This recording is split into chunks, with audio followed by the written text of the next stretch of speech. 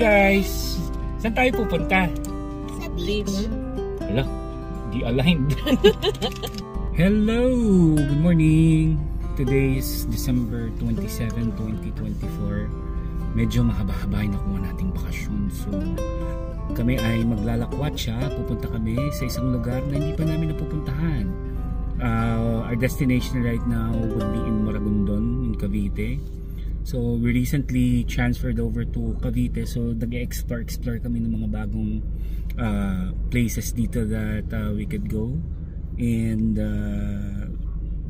check out what Cavite has in store for us. So I hope you will watch till the end. See you.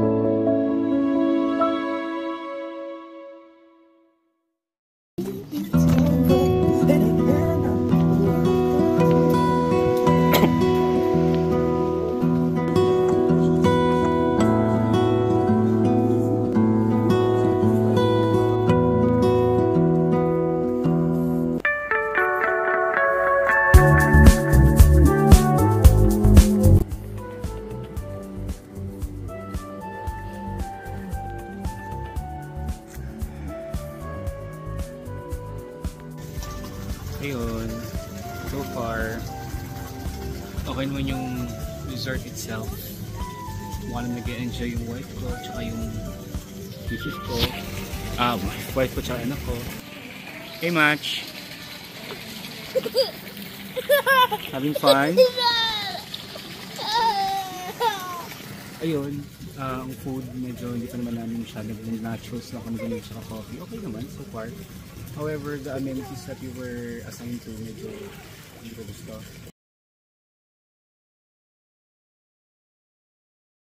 So tingnan natin, nagpa-upgrade kami ng my bed.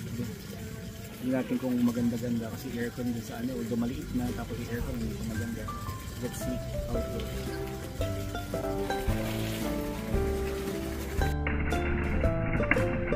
Hey Match. Hi. Ito na yung room. Tingnan natin kung maganda.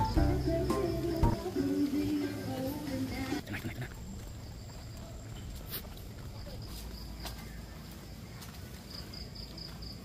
Okay. Alright. Gamit, You wanna stay here, sweetheart? We're just gonna transfer the stuff from the other room. Huh? Stay here. Why? I want to cool. So this is a big improvement from the one that we got a while ago. You like the room, Match? Yes! It's fantastic! Broken! Oh, broken? Why is it broken? Look at the swimming pool! Mm. And you have to swimming pool. Okay, sige. Saan kita tatawagin? Dito sa may restaurant? Sige, okay. Thank you. Oh, it's nice. Oh, may pool. We don't need to go to the swimming pool. Yeah. It's cold. Ano oras yung check-out pala dito? 12 o'clock. So we have... Cold. It feels cold. Okay. Oh, it's better. Daddy said that's swimming pool. It's much better, sweetheart, right? Yeah, I want to practice swimming with the boat. Hindi tayo mukhang ano yung term, sweetheart, sa kanina? Sorry na. Sasabi lang ng totoo. No. For single kanina 3,000, it's not fucking worth it. So it's the next day. We had a good sleep dito sa room. So let me just give you a quick tour. Not really tour, but show you yung ano yung amenities na available dito. Okay, so itong mga A-structures na to, there are two types. Ito, meron dito yung air condition.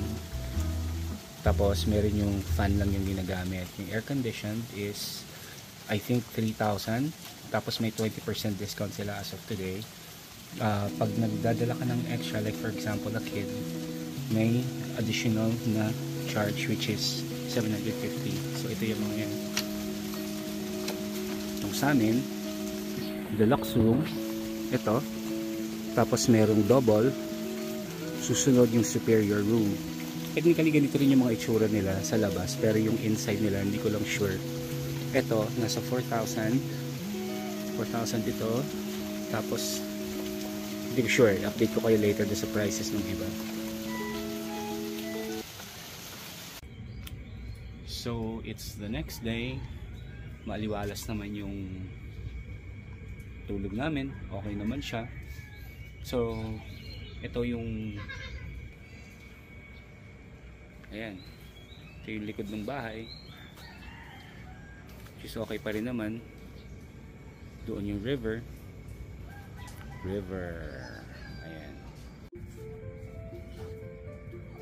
So yun, as far as the overall experience is concerned,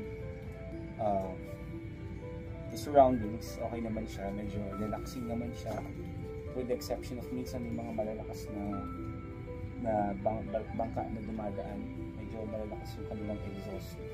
Tapos the food itself okay naman din. Last night rather, sarap naman yung pagkain na may meron silang liempo, may mga sinigang sila, may mga isda sila na available dito, so okay din naman.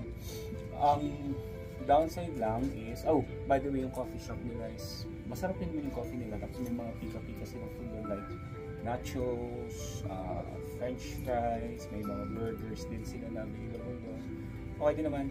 Tapos yung overall food nila dito is okay naman siya, wala naman akong reklamo, pero ang ano lang, medyo hindi ko lang nagustuhan talaga dito yung unang in-offer sa amin. Let me explain. Kasi we didn't actually do a research on going here. Kumbaga, impromptu lang talaga, tara, punta tayo doon, may nakita ako dito na ganito. Pumunta kami. Now, in-offeran kami una yung A-house nila na 1,000 plus.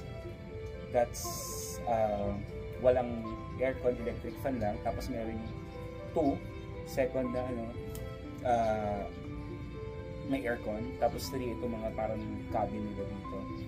Hopefully may interview natin yung front desk mamaya, pero kung hindi, magpo-post na lang ako sa link ng price or ilalagay ko na lang dito sa video. Tapos ano pa ba, ayun, pagdating kasi namin, medyo hindi ko nagustuhan yung top lang, no? Yung floor gumagalaw, hindi maganda yung pintura doon sa loob. I think nag-post ako doon sa kabila, sa earlier part ng video. Tapos for 2 lang talaga naman, granted na naman yung kama, as in pad lang na naman.